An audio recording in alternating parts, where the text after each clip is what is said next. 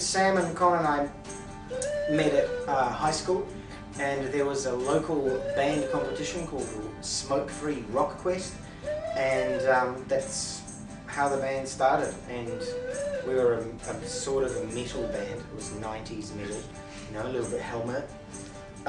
We never had a DJ. We should have had a DJ. That's not 90s, isn't it? I think that's sort of early 2000s. The Limp Bizkit and the Linkin Park. It's cool though. It's a good look. If we were a hip hop band, we'd probably be a sort of, you know, 90s backpacker hip hop. Yeah.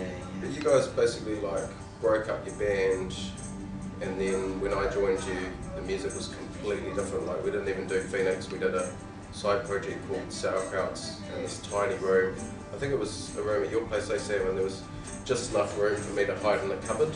And then yeah, that was Sam and Luke and Connell sitting there and just giving me little parts to do, and that sort of. That was the germination of the new Phoenix, yeah. Playing with glockenspiels and percussion and.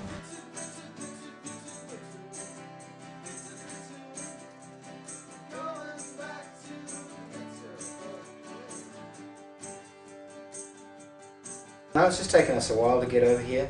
A lot of New Zealand bands move to London, and that's the last thing that they do as a band, really. And they come here and they get smashed by the London grind, I suppose, that they're not ready for, and we didn't want to do that. So just waited until it got to a point where we could, where a decent label were interested enough to sign us. So yeah, Memphis signed us without seeing us live, which was. I think we were the first band that they did that with Memphis Industries. But a lot of the bands that are really great out of New Zealand at the moment are just spending a lot of time in England and in Europe. I mean, Cotton Moxon's almost permanently based here, and Liam Finn is over here a lot, and Lawrence Arabia, and a lot of our friends and contemporaries, I think. Unknown Royal Orchestra.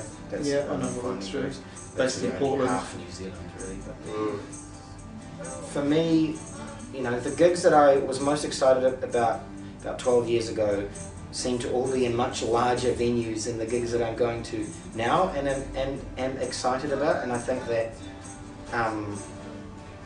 you know, there might be like a whole bunch of people who are really disparaging about the state of the music world, but actually there's a really awesome, alive and kicking thing that's going on. It's just on a much smaller scale, and I think that that's probably been good for, you know, bands from New Zealand and Australia, because they can kind of see, you know, a realistic goal or something like that. You know what I mean? It's not like people can kind of survive now without necessarily needing commercial radio and all of that.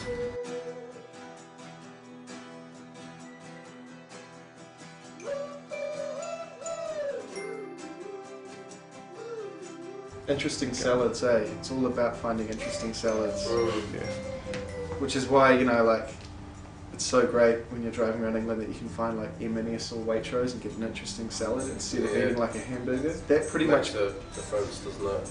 Yeah, every time you don't eat a hamburger, it adds about 3 days to like how much more touring you can do without feeling like total shit. We're going back to New Zealand after our show tonight, our one London show, and actually think there'll be a little bit of a break, and then just slowly getting into recording. And we've got a pretty amazing space in Wellington, which is the Wellington Car Club, and half of the room is for the car enthusiasts, and half of there's a big curtain, and the other half's ours, and we're just going to probably twiddle away there next to a rifle range. Sometimes they complain about the noise, because apparently when you're shooting on target, you need to have stillness and you need to be centered. And yeah, who knows? Probably as much table tennis as recording. Yeah. I don't know if we'll be able to make another album unless we become really good at table tennis.